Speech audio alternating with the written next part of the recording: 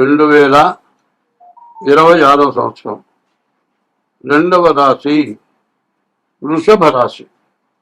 2026 సంవత్సరం 5వ నెల మే నెల. రెండవ రాశి వృషభ రాశి. ఈ వృషభ రాశి ఫలితాలు ఎట్లా ఉన్నాయో చెప్పుకుందాం. తులా వృషభయో భృగు. తులా వృషభ రాశులకి శుక్రుడు అధిపతి.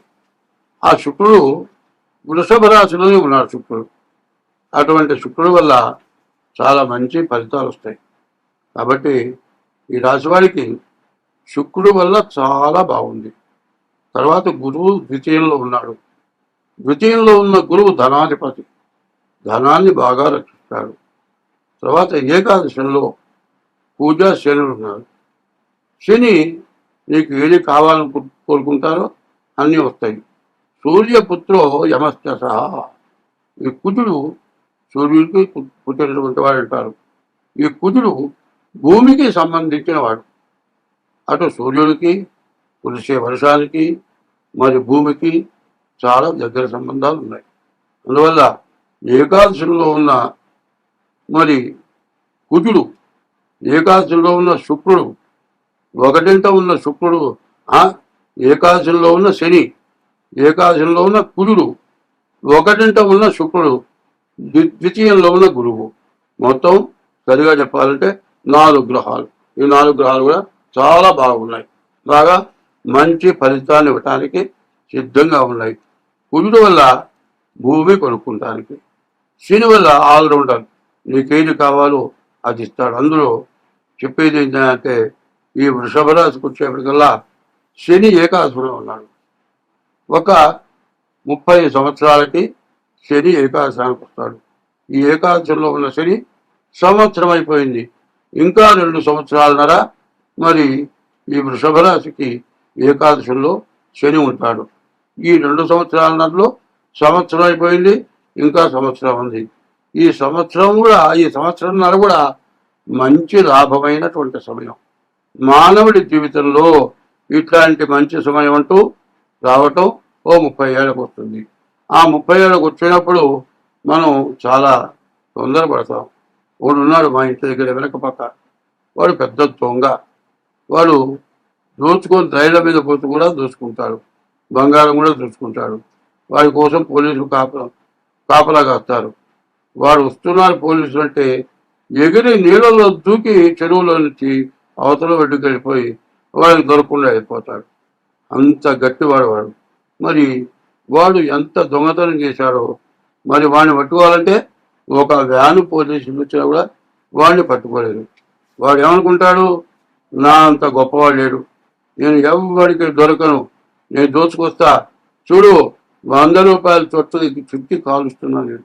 మీరంతా చూడండి, మీరెవరైనా లక్షలు సంపాదించారు, కోట్లు సంపాదించారు, మీరెవరైనా చుట్టకి 100 రూపాయల కాగితం కాల్చారా, చూడు కాలుస్తున్నా, ఇదిగో ఈ 100 రూపాయల కాగితం తీసుకున్నా, ముక్కలు చింపి అంత పైకి ఇసేస్తున్నా, పుష్పవర్షంలాగా ఈ 100 రూపాయల కాగితాలు నన్ను పూజ చేస్తాయి, నేను ఎంత గొప్పవాడినో మీకు తెలుసా అని అట్లా ఎగిరి చాలా గందరగోళమై చివరికి వాడి గతి ఏం పట్టింది, ఎప్పుడో పట్టుబడ్డారు, తీసుకెళ్లారు.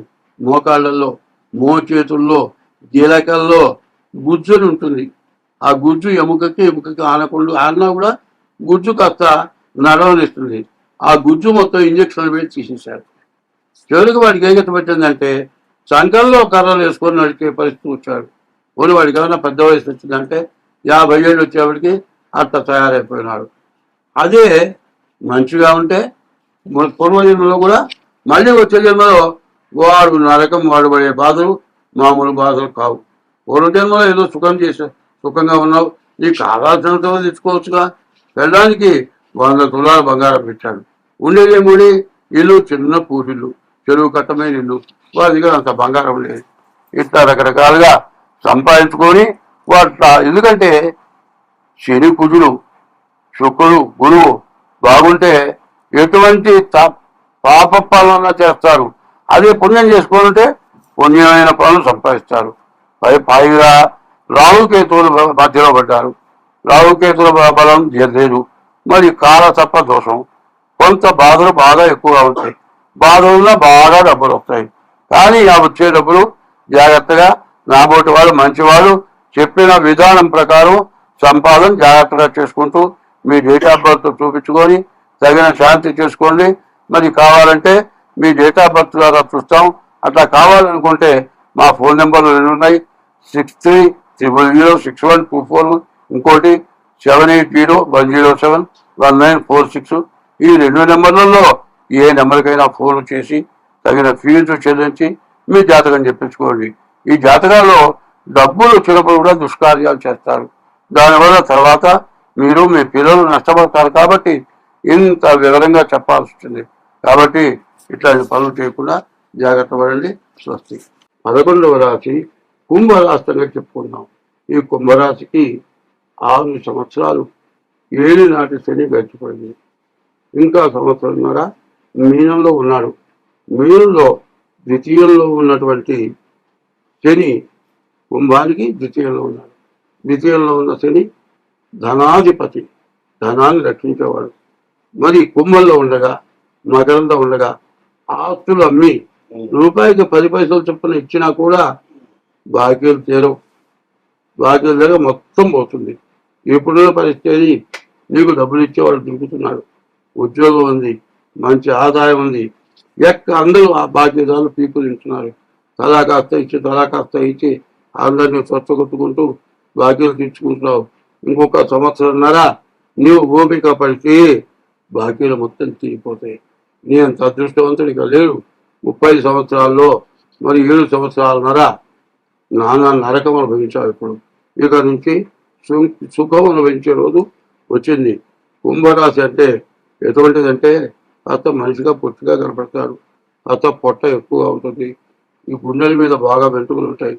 చెవుల దగ్గర ఇంచేటప్పుడు వెంట్రుకలు ఉంటాయి. ఈ పక్క దాదాపు 3.5 వెంట్రుకలు ఉంటాయి. కడవలాగా ఉంటాడు వాడు కుంభరాశి.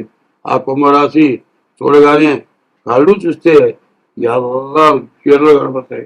వీడు తాగుబోతూ చంపుతాడు, రాక్షసుడు అనుకుంటారు. కానీ వాడి హృదయం చాలా మంచి హృదయం. కుంభరాశి వాళ్ళు ఎవరికైనా పెట్టడమే కానీ ఒకళ్ళకి చేయబట్టి తింటామంటూ వాళ్ళు ఎరగరు. వాళ్ళ జీవితంలో అందరికీ పెట్టారు. దానికి శాస్త్రం ఉంది. ఇటు పెట్టగా ముక్తి లేదు. ఇంచేసిపోతే పొడుగు పెట్టి బొట్టు పెట్టినా అడ్డబొట్టు పెట్టినా చేతితో ఎవరికైనా ఇట్లా పెట్టకపోతే ముక్తి లేదన్నారు. కుంభరాశి వాళ్ళు అంతటి మహాపుణ్యాత్ములు. వాడు కూడా ఎంతో జాగ్రత్తగా బతికారు. మరి అటువంటి వాళ్ళకి కష్టం వచ్చింది. ఈ కష్టం ఒక్క సంవత్సరంలో అయిపోతుంది. దాదాపు ఏంటంటే నడి సముద్రంలో దిగావు, ఈదావు రెక్కలు వచ్చిన సిరయి మరి ఇంత ఆయాసం వచ్చింది. చివరికి వచ్చావు, ఒడ్డు చేరావు, అయిపోయింది. మరి నడి సముద్రంలో ఉన్న దానికి ఒడ్డుకు వచ్చిన దానికి ఎంత తేడాను మొత్తం పోగొట్టుకొని మళ్ళీ మొత్తం రాబట్టుకొని బయటపడ్డాడు. బాగుంది. ఈ కుంభరాశికి శనికి తప్పనిసరిగా జపం చేయించుకోండి. తర్వాత మీ డేట్ ఆఫ్ బర్త్ ద్వారా మీ జాతకం తప్పనిసరిగా చూపించుకోండి. చూపించుకుంటే మీకు ఎటువంటి ఇబ్బంది ఉండదు. స్వస్తి.